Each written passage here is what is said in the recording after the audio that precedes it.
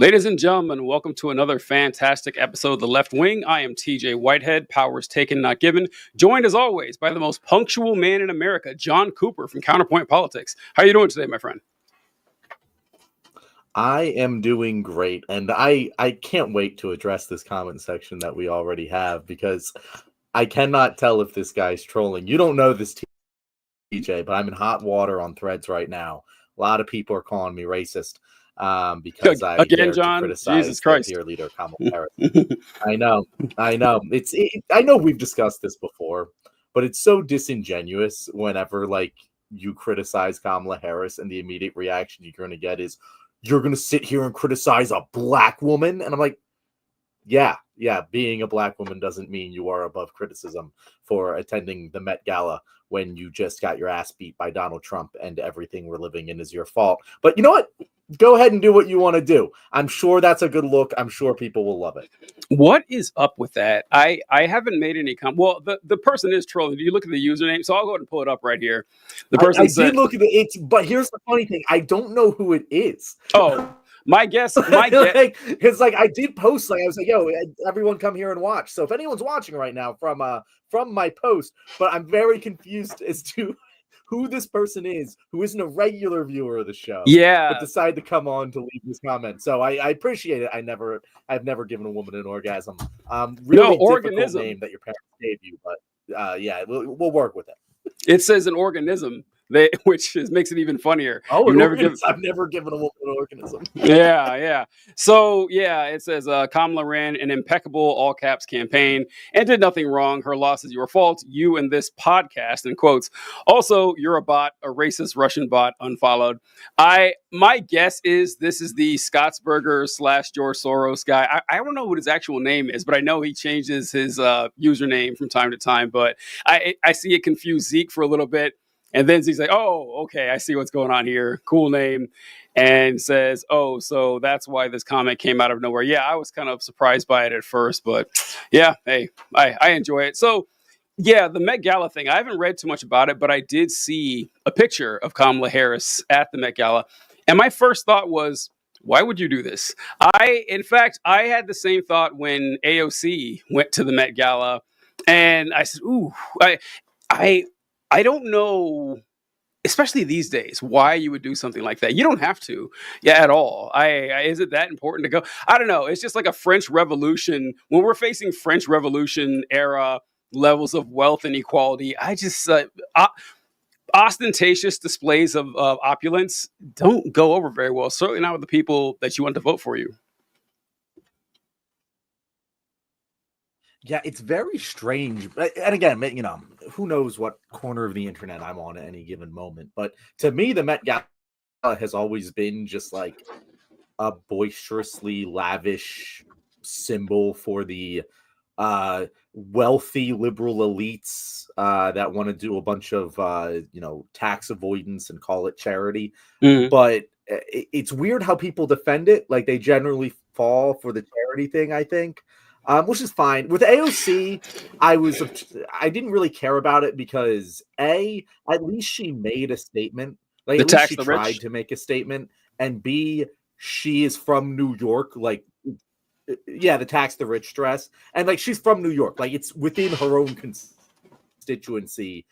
I get showing up at a big New York event when you are representing the area that it's hosted in. So, I get that. For AOC, I'm still totally open to criticisms of her appearance there. For Kamala, it just seems like a random again, if I... Oh, no. Man, John's connection was kind of rough there, too. So I don't know what happened. But, wow, folks, I have no idea how to do the show by myself. Otherwise, I'd do more single stuff. But if you guys got any questions, go ahead and let us know. Or me, I guess. Kamala was there. Yeah. So I don't know if you saw, well, apparently you didn't see it, Zeke, but I just saw the picture. There was a picture of her. She was in this black and white dress at the event, but yeah, I don't know too much about it. So yeah, when AOC went, I remember her dress, not her dress, but her plate. I forget how much the Met Gala costs, like several $1,000s a plate or whatever, but her seat was donated or something. Oh, John's back. All right. There he is. All right, cool. I am back. Yes. I was saying, if I was Kamala, first of all, I would never show my face in public again. I've said this about Hillary. I would take whatever money I have and move to a small island where I could live in a tropical paradise for the rest of my life and never meet anyone who knew that I lost a presidential campaign to one Donald J. Trump. Mm-hmm. It is so. This is the post, TJ, that caused a kerfuffle today on my threads. And I will share it here. And audience, please let me know if you guys think that I'm in the wrong here. I definitely want to hear about it because I'm not perfect. I could be wrong. I don't think this is the case here. And I actually don't even think I was rage baiting here because I can totally understand that accusation. But I didn't think this would get as much pushback as it did. I knew it would piss some people off, but I said, I really need these Democrats to feel more shame for what they did to this country. I would certainly not be showing my face at glamorous rich people parties just 7 months after losing to Donald Trump. Hell, if liberals were being serious about winning, they'd be making every member of the Biden-Harris campaign a social pariah, not inviting them to the Met Gala. Am I being too mean there, TJ? Am I being off in some sort of way? Am I being uncharitable to Kamala Harris here? Can you enlarge the picture a little bit so I can reread it? I remember so I can see a little bit. Okay. Oh, yeah, there we go. There we go. I really need these Democrats to feel more shame. Yeah, they're feeling more shame. Yeah, I don't know. I don't know if I agree with the disappearing altogether and everything, but you could still do something. But yeah, going to these events though, I think is kind of it puts a bad taste in your mouth given the fact that the economy is collapsing. I don't know. Did she make a statement about it at all? Did she say why she was there or anything from what you know? I didn't really I didn't read anything about it. I saw this picture. This is not the Met Gala is not necessarily a pet interest of mine. So I just saw this picture from the Democrats. This is the Democrats account that posted it, and I was just like, this is in bad taste. Like, this is just in bad taste. Good outfit. I know we like to judge outfits on this show. We're secretly a fashion show. I think she nailed the look. Totally fine with the outfit in my mind. But yeah, just the going to an opulent event when the economy is crashing as a result of your own actions and inability to defeat the guy who was telling us all that he was going to crash the economy. I don't understand how anyone thinks that's a good look. Like, these people need more shame. They should feel ashamed of their epic, massive failure that fucked all of us over. And they don't. And it is a problem. Tim Walz is the only one who I've seen taking any accountability for the failure, and he is the least accountable person you could possibly imagine. And it's very annoying how many people are just okay with the Democrats not taking any sort of culpability for the situation that we're in. I wouldn't even put the bar that high because you're right. I did hear Tim Walz say something like, "Hey, listen, we made mistakes X, Y, and Z. We could have done this better and everything, and that's on us." And which you rarely hear from politicians of either side. You rarely hear that. So I do agree that would be refreshing. But I think, once again, to me, this just doesn't seem like good politics.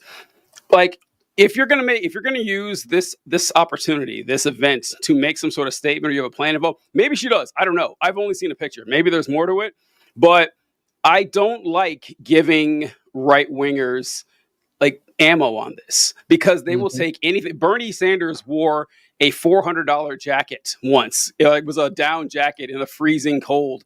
And I saw several articles. Wow, this guy, he's a socialist and he has clothes. Can you believe this? Or I don't see why you would do something like this when you know people are looking for any possible reason to try to discredit you. It just seems like bad politics, unless there's something I don't know. I'm more than willing to admit or to concede that there's a point here if there was one, but just showing up because you think it's cool, I don't know. Just not something I would here's do. The thing, like, if she'd been out there, like fighting, like she was going on her own fight oligarchy tour, whatever, I could give her the benefit of the doubt for showing up to this thing. Because people are like, oh, let her live her life. She's a private citizen. And I'm like, I'm also a private citizen, motherfucker.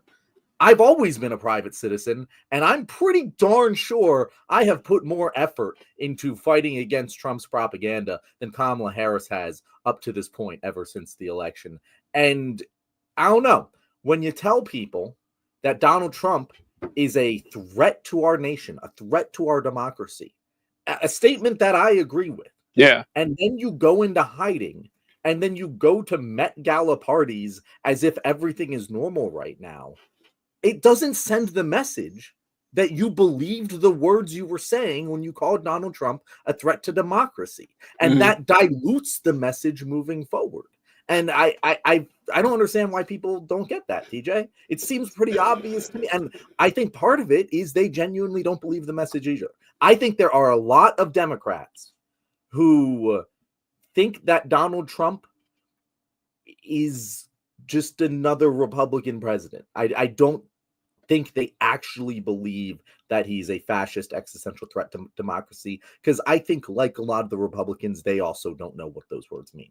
I don't know. I think that deep down the the Democrats definitely see Trump as different, if only for the fact that you ever notice that the Republicans who speak out against Trump, like, you can find Republican politicians speaking out against Trump, like, without a lot of issue, as long as they're retired or termed out. Then they have no problem talking about them. And they try to use this. In fact, Harris and Walz tried to use this too, where you had, Dick Cheney and like all these, but they brought up the fact that George W. Bush, like, no Republican president has endorsed this guy. Bush did play his cards right here. Because I remember people saying, why won't George W. Bush denounce Donald Trump or something? It's like, well, he probably still wants to maintain some sort of leverage in the Republican Party, and he didn't denounce Trump, and Trump won. So George Bush outsmarted everyone once again. But yeah, I don't know. I think that they probably do think Trump is a bigger than average threat, but they think he's a threat that they can defeat. I like the Schumer plan here. They said that these 2 years are going to be so awful that they're going to come crawling back to us. I think that's what they're thinking. Yeah, like they see Donald Trump as a worse version of a standard Republican president. Yeah.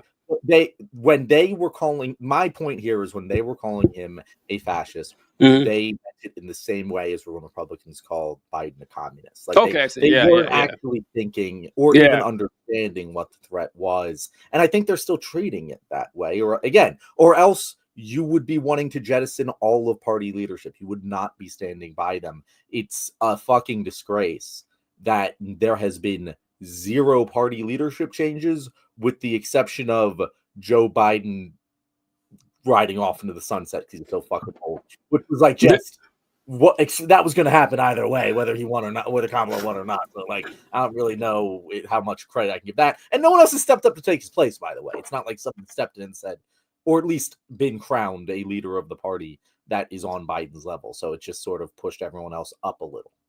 There was one leadership change. The guy that was at like the committee that AOC was supposed to get, but the 74-year-old guy, he stepped down the other day. Did you see that? Oh yeah, Gary Connolly. Gary Connolly, thank you. Yeah, they wanted to replace him with an 84-year-old I saw or something. Oh no. All right. So I wanted to the comments here. Mark asked, what would you have worn to the event, TJ? Mark, I don't know about, like top and bottom, like a pants and suit and everything, but on my face, I would have worn your mom. Okay. And then Mark says Kamala is going to run for governor of California. Isn't she? I heard that. I don't know if I've heard that from her, but I've heard a lot of people saying that she might. But so, yeah, I mean there's no, I don't think there's any like official sources on that one. It just seems like the obvious next step, because like she can't just run straight. You can't just run straight for president after losing. I mean, you can. You're allowed to. It just seems strategically inept, which... Well, she would lose the primary. So, I mean, she knows it. She knows she would lose the primary. You have to, it's like the governorship of California is like the Nick Saban assistant coach of politics. It's like, if you fail as a head coach, you go and you become a governor in a state that likes you. Yeah. And you rebuild your resume so someone will hire you as a head coach again. That's what she needs to do. She needs to rebuild her resume and go at it in the 2030s at some point. I don't know. All right. So, oh man, we've had a lot of comments here. Do we have any questions we should be getting to? Let's see. We got a couple here. Brendan P. Why go to Met Gala in the first place? She could have asked that the money be donated to a cause. Much easier win for her.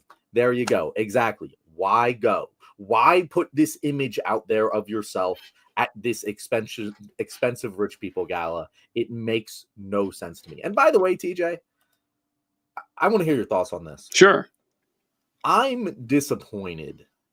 And again, like I say this with knowing how silly of a statement it is, but I genuinely am disappointed in the celebrity sphere in general right now for no one seemingly taking any large stands against Donald Trump. Like I don't see it nearly as much as I did during the first term, and things are way worse.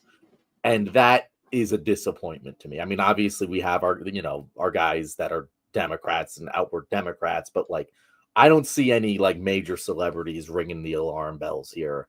And I'm actually surprised by that. Like it's been long enough now. I would have thought we would have had some critical mass of popular support for more than Standard Resistance. I don't think I'm all that surprised, and only because that's been the reaction from basically everyone. We've talked about it before that after this time Trump was elected, the response was a lot more tempered. It was just morose. It seemed people, and I have been disappointed in celebrities who spoke out against Trump earlier, but are now seem to be on his side, or not necessarily on his side, but not, however, like Snoop Dogg is the one I'm thinking of, who talked shit about Trump for years. And then when Trump was running or elected, like, all right, cool, I'm with this guy now. I think that they looked at the metrics and said, wow, he's actually gaining in popularity with younger folks, and maybe I don't want to turn them off. And I don't know, like I think it'd be a mix of that they saw that Trump isn't as amazingly as despised as he was years ago by certain groups of the population, and that what's the point really? I'm going to be mad for 4 years and just yell and scream. I don't know, maybe that's it, but it is. I'm not quite shocked. I'm not really shocked, because that seems to be what I see everywhere now. Yeah, no, that again, it's like I understand. I'm expecting a lot of people who I shouldn't expect anything from. I am genuinely surprised there haven't been at least a couple taking up the mantle to this point. Maybe Bill Burr is the only one. What was that? Bill Burr is like the only one I can. You're right. Bill Burr is the most shining example of a celebrity leader right now. Yeah, and it's condemnable. It's very off-putting. Huge Ass says, I appreciate you, John. I mostly agree with the take, and I think liberals in the comments are getting dangerously close to idolizing their politicians. I wouldn't say it's dangerously close. I said it's exactly what the fuck they're doing. Forget any of the other things here. Just wanting to like see a politician at the Met Gala, like explain to me how that's any different than celebrity worship. Like explain to me why they're there. I don't get it. Yeah. If someone could tell me, because like I don't know everything, obviously. So if someone could tell me what the goal was here, because you can say, hey, this person is a private citizen, they can do whatever they want. No one's arguing that. No one's saying you should be thrown in jail. I'm not preventing you from doing anything. I don't have that power. That's not the point here. Is that you are a private citizen, but you're also a lot more. You're a symbol to people, and if you're a politician, you want to be fighting to be pushing forward some goals. And if you're going to make a public appearance at a pretty controversial event for the demographic that you represent, I think an explanation isn't crazy. People say, oh, well, why you want to do that? Now, if it is your goal to say, I'm going to get my name out, people will see this picture, they'll see who I am, they'll see him at this event. And if you think that will raise your popularity, fine. I question the legitimacy of that. But John, I agree with you when you said there's no maybe about it with this celebrity worship thing when it comes to politicians, idolizing politicians. And this goes way back. Like we talk about the weird, nothing's reached the level of Donald Trump on the Democratic side of their obeisance and their, idolizing of Donald Trump. But I remember when Bill Clinton was president, people like loved Bill Clinton. Like Democrats loved him. They defended him. And the guy was obviously a sexual predator. Everyone knows this. It took a long time for Democrats to say, well, actually, Bill Clinton's a bad guy. It took decades for that to happen. Yeah. And they do this too. So, John, you've seen the Trump. Actually, I mean, in general, they don't, though. Like, in general, Democrats still have a very high opinion of Bill Clinton. They still wheeled him out for the fucking Harris campaign. Yeah. I guess maybe it's just the ones I know. That's true. Yeah, but in popular society, he probably is still up there.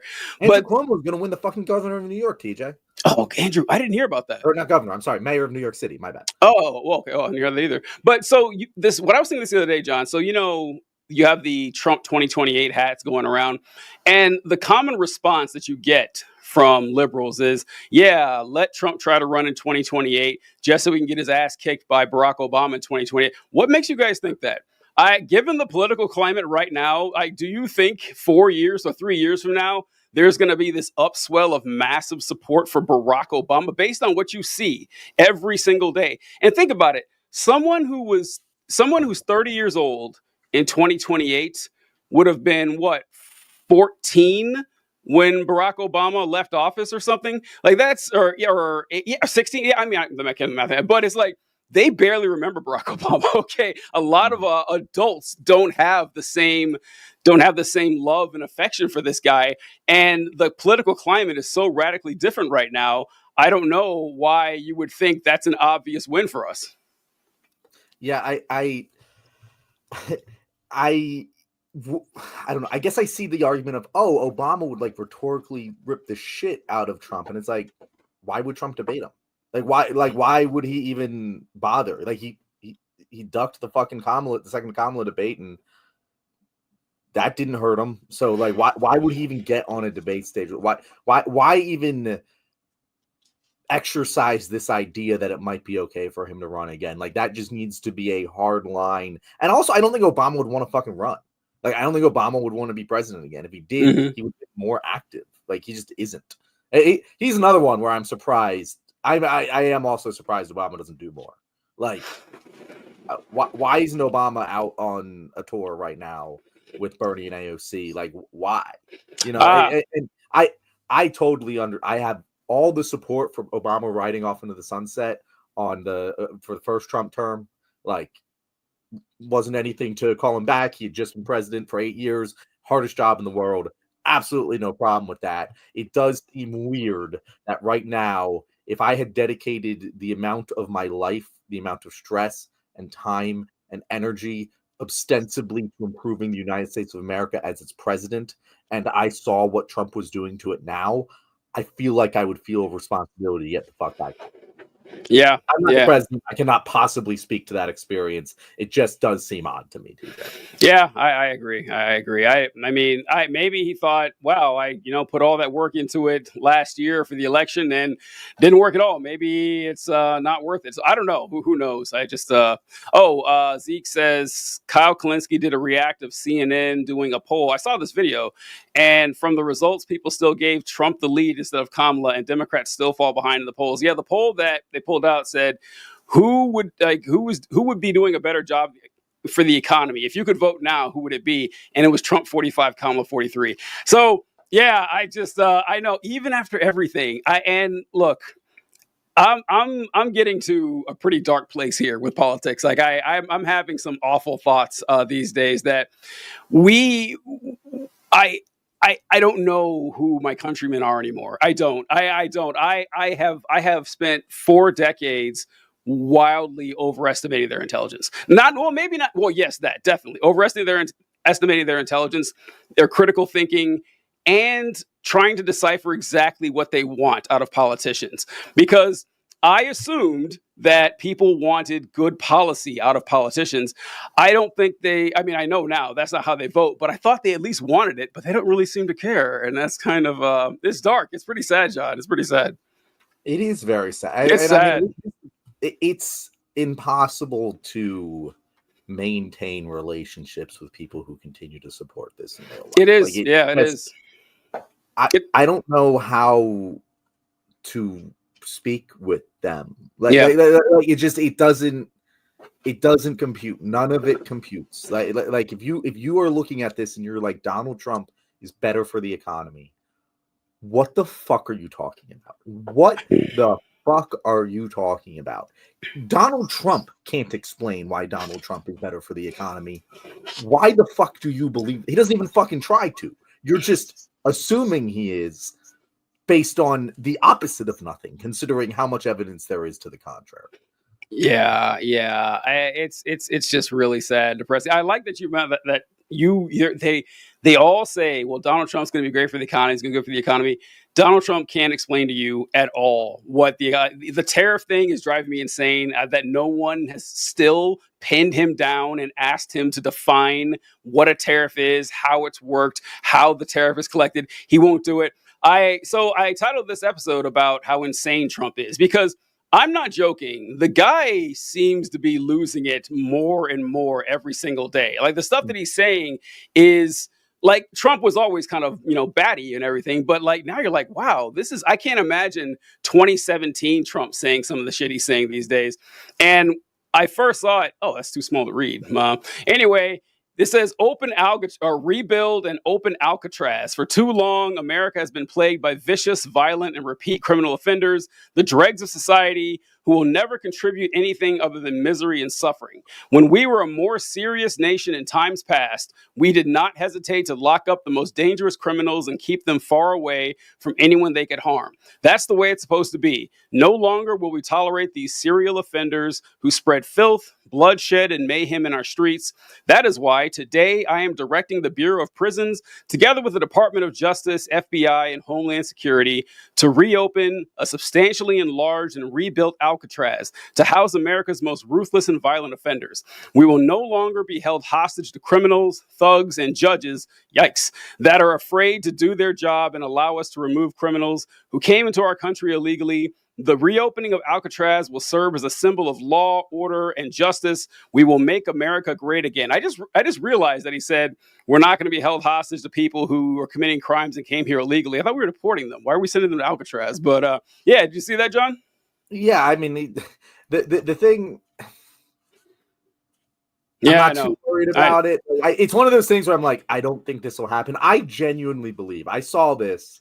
And I don't know, you obviously can't know if it's true, but I did see that Escape from Alcatraz, the movie, the Clint Eastwood movie, was playing in like the Mar-a-Lago area the night before he posted that. Mm-hmm. And like there is a very, very non-zero chance that Donald Trump saw the movie and was like, why don't we reopen Alcatraz? And then he's like, guys, make it happen. And he's going to forget about this happening in about 2 weeks max, because as you said, his mental decline is staggering. And I say this was not something I was as worried about during the election as I really should have been. Mm-hmm. It's only going to get worse. Yeah. Like you're starting to see it more and more and more and more. I mean, we talked about this last week, but him genuinely believing that the Microsoft fucking font overlaid on Kilmar Brega Garcia's fingers was a real tattoo is damning. It is so damning. Him continuing this like the doll thing. I don't know if you guys have seen how many times when asked about the economy, Trump has said something along the lines of, oh, well, these girls, they have like 20, 30 dolls. They can get by with 3 to 4 dolls. We don't need as many dolls. And it's like, it actually does genuinely remind me of older people I've known in my life that have gone through significant mental decline and just only being able to pull 3 to 4 anecdotes that are wildly inaccurate with current reality. And I could not help but noticing that with the doll thing, him repeating this over and over again. He's done the same thing with groceries, pretending that groceries isn't a word that people use. Like, he keeps doing this, and it's like, it has always been underreported by the media, his mental state, because this was very much discussed during the campaign trail, where it's like, unfortunately for Biden, he's the kind of old person that just can't get words out when he gets old, and Trump is the kind of old person who gets too many random words out when he gets old, and that's kind of always how he's spoken, so it's not as noticeable of a decline. But I'm starting to notice more and more weird shit coming out at a more consistent basis. And I don't know, it's something the media should probably be fucking reporting on with the same exact veracity they did Joe Biden. And I will 100% stand by the people who call out the media on this one, because they're not doing it. And I don't understand why. For those of you wondering what John was discussing here, this is one of the many clips out there of Donald Trump talking about this. That's the thing with this too. It's not like he said this once and then thought, "Oh, that was kind of a weird thing to say. That maybe your daughter should only have two dolls." Yeah, or essentially, your daughter is going to have two dolls that are going to cost as much as $30. Is basically what he's saying. It's kind of a weird way to go, but he keeps sticking with it. This week got a lot of attention. You were at your cabinet meeting. You said, quote, I'm going to quote what you said, maybe the children will have $2 instead of $30. Yeah. And maybe the $2 will cost a couple of bucks more than they would normally. Are you saying that your tariffs will cause some prices to go up? No, I think the tariffs are going to be great for us because it's going to make us rich. But you said some dolls are going to cost more. Isn't that an acknowledgement that some prices will go up? I don't think a beautiful baby girl that's 11 years old needs to have 30 dolls. I think they can have 3 dolls or 4 dolls because what we were doing with China was just unbelievable. We had a trade deficit of hundreds of billions of dollars with China. When you say they could have $3 instead of $30, are you saying Americans could see empty store shelves? No, I'm not saying that. I'm just saying they don't need to have $30. They can have 3. They don't need to have 250 pencils. They can have 5. That last part with the pencils, I find to be the funniest one. Because when I heard the doll, when my first thought was making a comment that this sounds like it comes from a guy who never actually bought toys for his kids and doesn't know how many toys your kid has. Like most kids don't have 30 dolls, right? That's not how it works. But it's like, well, it's a banana. How much could it cost? $10 type of thing. But when he said the pencils, like, okay, yeah, he doesn't know how many objects a person has. Like, oh, your average sixth grader, they have what, 250, 400 pencils? Yeah. Yeah.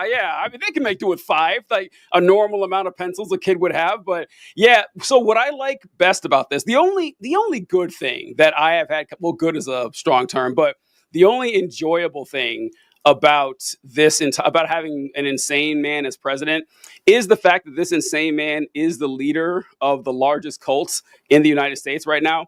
And people, part of the cult, thank you, Chris, saying they can have one house instead of 5. Actually, that's funny. That's true. Trump probably thinks for the house. Yeah, that's true. We appreciate that, Chris. someone should ask him that. Like, what about Americans who own 10 houses? Well, they can have 4 houses instead of 10. Like, someone should try to trap him on that. But what's been the best thing about this is people are being forced to defend everything Trump says, and they will, because he's their God Emperor. And I don't know did you see this clip of one of the newscasters on CNN talking about the doll thing and how she agreed with it? I'm not recognizing it immediately. So okay. All right. It's great. All right. You know what? This is making me think a lot about. Can you hear that? The fact that every rich John? person I know. I can't hear it either. Okay, well, I'll try to hear it. It's just quiet. Yeah, I can't hear it at all. So anyway, but I'll try to find another one. But yeah, go ahead, take it away. I'll find another clip.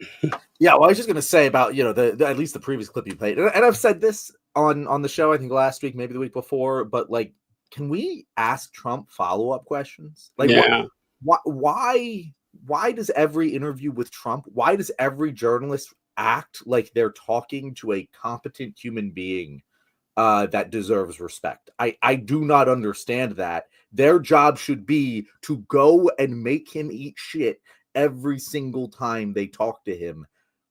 I don't understand why they wouldn't do that, because you sit there, it's like he says about the dolls, and then she did ask a follow-up question like, does that mean there's going to be empty store shelves? And he goes, no, I just don't think girls should have this many dolls. And then the follow-up to that should then be, okay, so then how are the dolls relevant to your tariff policy? Can you explain that? And he can't do it. And I don't know why you're afraid of asking him questions that he's incapable of answering, because it'll make a viral moment for you. It will help fight this fucking fascist takeover of our country, and it's only good. What, you're not going to get another interview with him? He's going to run out of people to interview him. Like, I don't understand. I know these journalists, for the most part, see Trump the same way that I do. Like, the vast majority of journalists in media are left-leaning, and they definitely see Trump as the threat he is because they are highly informed about what is going on. So why not? Why not just get together, and just decide that this is how we're going to treat him now. Doesn't make any sense. Not a single one of them has done it. Not a single one of them has treated him as a hostile interview. And I do not understand why. I don't know why they don't see themselves as mouthpieces of propaganda for treating him with little kid gloves. Yeah, I don't understand either. We did talk about it the other day about how they value their access to power more than, I don't know, doing a good interview. Like you said, and that's a good point. It's an interview that would make them famous. It would bring traffic to your channel or to your outlet, where you don't move on from the weird thing that he says and just let him keep saying weird shit. Like what you could have done in the tattoo interview is that you could have said, okay, so are you telling me that you think the M, the S, the 1 of the 3 are literally tattooed on his hands? That question would have been it, because I mean, honestly, I don't think there is much plausible deniability for what Trump said, but just make him like say the dumb thing that he is saying, because he wants to say it. He's like Colonel Jessup in A Few Good Men. He can't wait to say the dumb shit. Yeah. And yeah, just kind of force him to. I don't know why. Did you see how easily Kamala trapped him into either eating the dogs and eating the cats? Yes, exactly. So easy to do. And she's not even some like master rhetorician here. It doesn't make any sense. Anyway, Chris also sent us $2 saying they can have 1 livable wage instead of 100 livable wages. That's also pretty funny, because that's what Trump has existed on his whole life. No, he's never had a wage, by the way. Just that's what he thinks is a normal fucking wage. By the way, if you guys ever want to get on, we always show when people give us money, and that's a great way to get on the channel. Question will be seen. A good question here. I'm speaking of Trump going crazy. Do you guys have a take on Trump saying he'd be gone if the election wasn't rigged? It's pretty obvious to me he's referring to 2020, but liberals insist that it was a grand confession. Yeah, I'm here with you, Hugh. Again, this is my take on the whole, was the 2024 election rigged? I don't even care if Donald Trump comes out and says verbatim, I rigged the 2024 election. Until I see some actual evidence of that being the case, I'm not going to believe it. Like, he's that far gone in my mind. If he thinks it makes him look good to say that, he will say that. So, like, it doesn't mean it's fucking true any more than foreign countries pay tariffs. Like, it's just a lie. Because the level of competence that it would have taken to actually rig the 2024 election is not something that Donald Trump is capable of. This is, again, the Four Seasons landscaping press conference guy. It's just not something him or his team could be doing. They send war plans over Signal. There's no way they would have kept that from leaking the entire election cycle. And during the post-election coverage, it just couldn't have happened. So, like, yeah, as much as I would love for that to be the case, until I see evidence that it was, it's difficult to assume that that's the case. And people will go like, oh, well, Elon used Starlink. And like, first of all, you don't know what the fuck that even means. And like you're just saying that. Second of all, Elon is not competent enough to do that either. So like, come on. John, that was a good question, because I have seen so many posts and videos from people like I respect, like people who I thought, oh yeah, this person, but saying that they believe Elon Musk stole the election for Donald Trump. And the evidence they present is like what he mentioned, that Donald Trump said a couple of times. Well, the first thing they bring up is Joe Rogan. After the election, Joe Rogan told a story how he was in a room with Elon Musk the night of the election. And 2 hours before the election was called, Elon was looking at his phone and said, Trump's got it, and walked out the door. And then 2 hours later, the election was called for Trump. And Joe was like, well, how did he know that? And they took that as, aha, Elon did some sleight of hand and some trickery to mess with the vote count. Like, yeah, maybe that, or maybe he's the richest man in the world and has access to information before everybody else. Like maybe that's the case. I don't know. That seems a little more likely to me. And they mentioned, like Trump says, or Mike Johnson said something before, that we got a secret plan to win the election. Or Trump said the same story about Elon Musk, actually. Trump said the same thing Joe Rogan said, that he was sitting with Elon Musk and he was talking about Pennsylvania. And the data for Pennsylvania showed the Democrats up and the Republicans down. And Trump said, I said, look at that. They're cheating again. But Elon came over and says, don't worry, you got it. You're going to win this. And I did. And that's the evidence. That is the full extent of the evidence they have. And John's correct. They do say that we think that Elon used Starlink to hack the voting machines. Do you guys remember talking about this after the 2020 election? The voting machines are not connected to the internet. Have you guys forgotten this? Like, this is, which seems to be necessary if you're going to hack them from space. There's no evidence for it. And if you have it, show it to me. Because honestly, the 2020 election wasn't stolen. The Republicans tried presenting more evidence than you guys have. Just saying that a few conversations and the fact that you don't believe that many people voted for Trump, that's not enough. I know it might make you feel good that Kamala actually won and Trump stole it, but it is deep into conspiracy land, and I'll have none of that. I'm glad you're on the. I figured you would be. And by the way, it's the most likely, even if Donald Trump himself came out and said, yeah, I rigged the election. Elon helped me do it using Starlink. My direct assumption, my first one would be Elon Musk told Donald Trump he rigged the election in order to gain favor with Donald Trump. And Donald Trump believed it unscrupulously because why wouldn't he? That is a far Occam's razor, this guys. That is a far more simplistic and reasonable explanation for why Donald Trump would say that than Donald Trump is a criminal mastermind who rigged the American presidential election. By the way, something which has never been done before, ever in the history of the United States. And you think Donald Trump and Elon Musk are the fucking geniuses to have done this? If that is the case, if they actually rigged it in 2024, every election has been rigged. We haven't had a real election because that just means it's ridiculously fucking easy. And every government in the world would be rigging the presidential election if Donald Trump and Elon Musk are capable of doing so. Yeah, I agree. I think that is absolute insanity. And it's, whatever. All right. Chris says, TJ, he should have been asked which of your cabinet members support the claim of MS-13 on his fist. That would be a good question. That would be pretty good. That's because you can then follow it up. Yes. You can then go and attack every cabinet member. You get an extra 24 hours of news cycle out of that. Yep. Again, I'm not a journalist. I've never been a journalist. I've only taken like 3 journalism classes. I'm not telling you how to do your job, but I want you to tell me why you're not doing it this way because it makes a lot of sense to me. I saw Chuck Todd. He was on some podcast, and he said something like, I really wish that these folks would. It was what was it? The God's Pod Save America is what it's on. A name that Pod Save America. The name? Have us on. Like just do it. I want to talk to you guys so bad. Because they are smart people who just frustrate me so much, TJ, because they know what they're doing and they just are so hard-headed about it.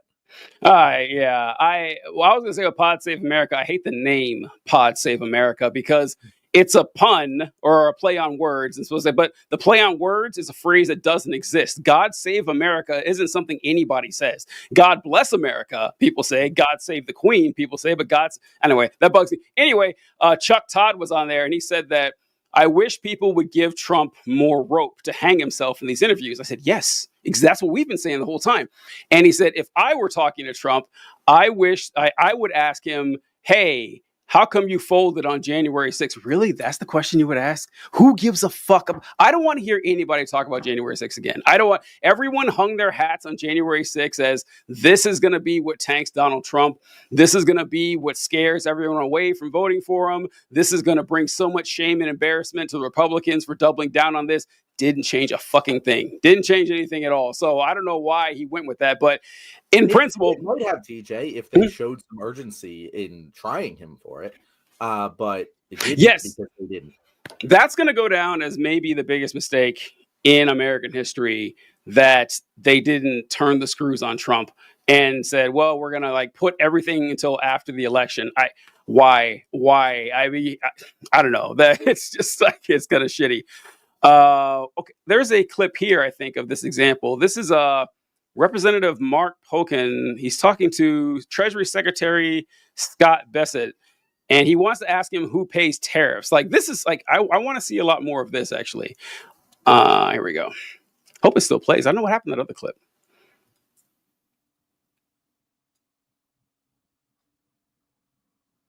Hold on. Sorry. Oh, perfect. This is it. Okay, make sure it's the right clip. Pipe down, Wolfie. Who pays tariffs, Mr. Secretary?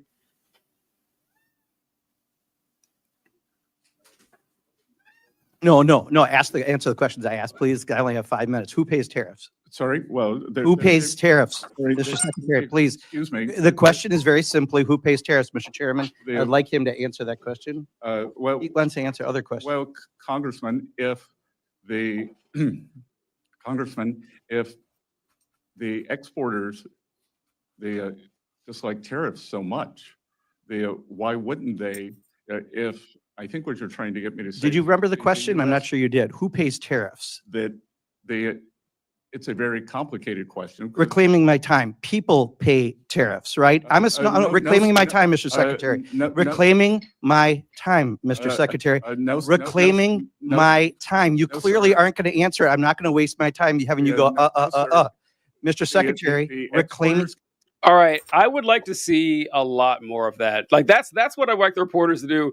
Although I didn't like his answer at the end, like his slam dunk. It's people pay tariffs. That's not specific enough. Just give the actual definition. The importer pays the tariff, right? They can pass it along if they so choose, and generally it can be paid by the consumers. But the actual answer is the importer pays the tariff. In no scenario does the exporting country pay the tariff. And that's all I want. I just want the reporter to do exactly what he did. Mr. President, who pays the tariffs? How do they pay it? Have you seen that, John? I hadn't seen that, but no, I agree with you. I have notes on the execution, but it's directionally correct. Like is the way that we need to be treating these things. Give them as much rope as they can take and then immediately hang them with it. Don't let them go on a diatribe into some random other thing. Keep them focused on very simple questions like who pays tariffs? They can't answer it. And I love that you brought that up. Mark said this earlier. He said Trump is a great president because he appointed Scott Bessent, the guy we just heard from, to Treasury. Highlighting a smart, serious gay Republican. He's single-handedly keeping the market above water. Mark, he can't answer who pays a fucking tariff. That's your smart, serious Republican. The man who cannot answer who pays a tariff, which, by the way, is the foundation of his entire economy. Like, again, this is why it's what we said earlier. It's difficult to have conversations with people about this anymore because what the fuck do you mean? You don't know who pays the tariff. It's complicated. No, it's not. There's only one person who pays the tariff, the importer of the good.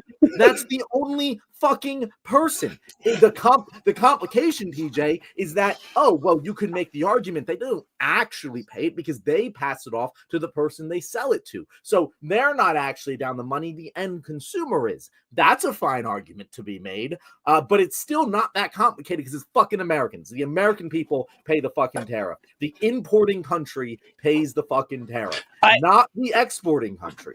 This is just basic facts. This is not even, you can't even claim this is an opinion. It is just a statement of fact as simple as, does the sun rise in the east or the west? Yes. Like there's an answer. There's only one answer, and it's easily verifiable. It cannot be debated, and yet we're having this debate over the most important economic policy in America right now. The tariff one is the easiest one for me, but it also causes me the most stress because I don't understand what is happening. Obviously, the Trump stuff is, he's insane with the tariffs and everything. But with the media's response to him about the tariffs, like we've many times on the show, we have said this. You will see reporters talking to Trump, and they'll say something to the effect of, most experts believe the cost of tariffs are passed to consumers. What are you doing? Well, what are you doing? This could be very simple and very direct. And John, yeah, exactly. Saying even going down the line with the whole, because that's what they usually do. They usually try to frame it as the customer. Some experts are saying, no, you're fucking saying. Yes. Take your fucking balls out of your fucking napkin and put them on the table and say, I'm saying that's not how it fucking works, Mr. President. Explain to me why I'm wrong. You know what you could do? Well, and actually this wouldn't work. Never mind. I was going to say, you could say, could you point us to an economist who says that the exporting country pays the tariffs? But I know Trump would say many economists are saying it'd be a waste of time, honestly. But they usually go with the route of the consumer ends up paying the tariffs. I see what they're doing because ultimately the cost goes on to you. But that's not really true, because let's say the importer raises the price and nobody buys it. Like, that could happen, right? And then the importer pays the tariff. So just keep it simple. Just keep it simple. The importer pays the tariff. It is a tax on imported goods. There's nothing complicated about this, but you ask him every single time. And if Trump dodges this question, whatever, they need a pact amongst reporters. Reporters just need to keep asking the same question. If he's going to dodge it or just give a ridiculous answer, I'm going to ask it too. I want to ask that exact same question. He can only do this for so long. Yeah, and by the way, Mark, are you saying I'm pulling one quote, or are you hanging out behind a soundbite? Mark, I want you to answer this question very specifically. Do you think it's okay that the President of the United States genuinely believes that tariffs are paid by foreign countries? And if you don't think he genuinely believes that, why do you think it's okay for him to just blatantly lie about such the cornerstone of his entire economic policy? It's one or the other. It's like, Either he's the biggest idiot to ever be the president because he doesn't understand who pays a tariff, and he has made it the cornerstone of his policy, or he's blatantly lying to the American people about what his policy actually is, on a scale that no politician has ever lied on ever before. That is a high fucking bar, but I can't think of a single example. Even fucking Iraq has WMDs. Like, you could at least stretch the definition of a WMD to like sort of kind of meet on the barest fucking skinniest, squintiest definition that Iraq had them. But no, there's no way to squint and say anyone but the importer pays the tariffs. It's right there. It's like right there. There's no one else is paying them. There's only one person. Yeah, I don't know, man. I just what are we doing here? Like, what is happening? Yeah. Which is better, is that Trump doesn't know what a tariff is, or that he's lying? Because I think I'm actually on team he doesn't know. I'm solidly there. I really think he doesn't know how tariffs work. Just from hearing the way he talks about it, that these tariffs are going to make us rich. These tariffs are going to make everyone in the United States incredibly wealthy. All these nations are eating the tariffs. I was like, man, how does this happen? Then again, like, you know what? I don't know. I don't fucking know. I have no idea what's going on. I used to think he was disingenuously lying. And I thought that was horrible. I now firmly believe that it was the Kilmar Brego Garcia clip, TJ. When he said MS-13, it was on his knuckles. That was the moment I was like, oh shit, he actually believes this. You can see it. You can hear it in his voice. He believes the words he's saying right now are the truth. He's not lying for political gain. This is terrifying. And I don't understand. I know there's a lot of Republicans who thought he was lying for political gain because they consciously made the choice to repeat the same lie, knowing it was a lie. You can point to really fucking any of them. You can point to fucking Bensett there. Mark, I believe that Scott Bensett is way smarter. Yes. I know that he knows that importer pays the tariffs. I don't think he doesn't think that. But he can't say it because Donald Trump doesn't believe it to be true. That's the fucking problem. That's the fucking problem right there. Yeah. And once again, God, you know what? I wish I had that CNN clip for you, because like watching Republicans defend this, because they have to now. They have to. They can't say that Trump is wrong or that he's lying or that he's wrecking the economy for no reason. Because look, I can envision a scenario in which you actually wreck the economy and there's a logical goal in sight, like, some pain for a little bit of gain. There's nobody who actually believes this. Like when you hear Trump describe that we're going to bring in, did you see him at the White House with Carney from Canada when he was talking about, he's talking to the newly elected prime minister in Canada saying that we don't need Canadian cars. We don't need Canadian goods. We're going to buy your country. We want you to be the 51st state. We don't need your aluminum or your steel. We're going to make all of our aluminum here. It's like, wow, that is insane. Like, it is absolute insane shit. I can foresee a scenario in which there is a plan and it works, but Trump doesn't have one and no one can explain it to you, but they have to defend it. And it's wild. That's the thing. he doesn't have one, and no one can even explain what it is. Mark says here, tariffs cause countries to act and behave differently. Trump sees tariffs as changing trade patterns and bringing jobs to the U.S. I don't buy it, but Trump sees this. Didn't answer the question, Mark. Mark, you did not answer the question. You did not answer the question. I asked, it's not about whether it's a good policy or not. The question is, do you think Donald Trump believes that importers do not pay tariffs? Yeah, well, that's it. And if you think he does, how are you okay with him not understanding a basic definitional component of his trade policy? Or do you think he doesn't believe that? How are you okay with him blatantly lying about a basic definitional component of his trade policy? I'm not asking if you think it's correct. Yeah. You're allowed to not think it's correct and still support him. Sure. It's kind of weird, but sure, go ahead. I am curious to get Mark's answer, though, but I know he deflected, but he did give some good information. Scott Bessett had a nice editorial in the Wall Street Journal today. You should read it. Thanks, Mark. Mark's always asking me to read the Wall Street Journal. Thanks. I don't subscribe to the Wall Street Journal. I can't read articles I'm not subscribed to. So if you want to screenshot it and send it to our email, leftwingpod@gmail.com, for anyone who wants to ask a reader mailbag question for this show, send it there and I'll fucking read it. Because I would be interested in reading what his fucking Wall Street Journal article said. Because I don't know what the fucking explanation for any of this. I don't. It's just Looney Tunes, DJ. John, the classic socialist asking to get shit for free. And that's of course he would be doing this like all the rest, John. But yeah, I am curious to know, Mark, if we can't get it by the end of the show, like next time, Mark will let us know. But I'll ask him next time he comments. Like, which one do you believe? Because I think it would be worse if he was lying and seeing this. No, actually, worse that he doesn't know. It's way better if he was lying. Yeah, worse that he doesn't know. Because you expect politicians to lie, right? That's just part of the deal here. Yeah.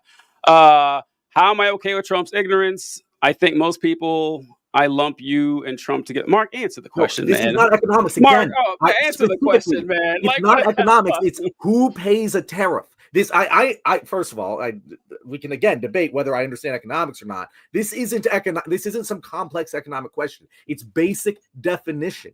And if you think he doesn't understand it to that degree, why are you okay with? He clearly doesn't. He understands it less than fucking Kamala did. Clearly. If that's your definition of understanding economics, Kamala understood who paid a fucking tariff. So why do you think Trump is going to be better on the economy if he doesn't understand such a basic thing? Whatever. All right. So, it's like if I said, hey, how are the Eagles going to win a game this year? Oh, they're going to score more touchdowns. Oh, great. How are they going to score? What's a touchdown?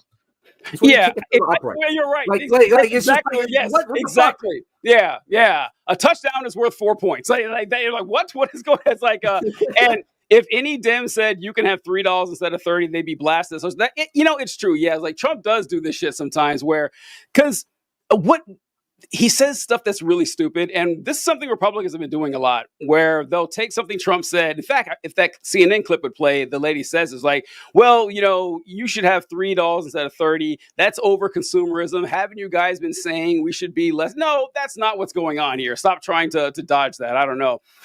Trump is better because Bessett, I thought I said that he has his real. What does it matter if Bessett is there if he just says what? Whatever. Again, like he doesn't understand what. Do you think the policy's coming from Bessett? I guess. Yeah, Bessett. He was talking about tariffs a year ago, and Bessett wasn't fucking there. This is clearly Donald Trump's policy. He's the only one who has been pushing. This wasn't a Republican thing. This wasn't anyone else. This is clearly coming from Donald J. Trump. He's the one pushing these tariffs. It's not. And again, what's the explanation then for why the tariffs are going to be a good thing? Who's saying this? No economist. It's not people who understand economics. All of them say this is shit policy. Yeah, and I do want to go back to the comment Mark said. How am I okay with Trump's ignorance? I think most people don't understand economics like us. I lump you and Trump together. We're not the president of the United States. I don't know why that matters, right? Yeah. Like if two jackasses sitting in front of their microphones and cameras don't know about economics, fine. don't vote for us to be president of the United States. But, Trump is president of the United States, knows less about economics than your average ninth grader. If he doesn't understand what a tariff is and how it works, he knows less than every high schooler in this country. So, yeah, I don't know. Let's okay. All right. Yeah. At least yeah. we would have known in high school. Yeah. The high schoolers who went to the private schools, they'll know better. So. All right. Who we got Thursday, John? Who do we got on Thursday? We got Coach D. Coach D, fantastic. It's going to be good. That'll be a fun time. Again, if you guys have any reader mailbag questions, make sure to email them to theleftwingpod@gmail.com. This has been our Q&A show. Wonderful comments today, guys. That's a good one right here.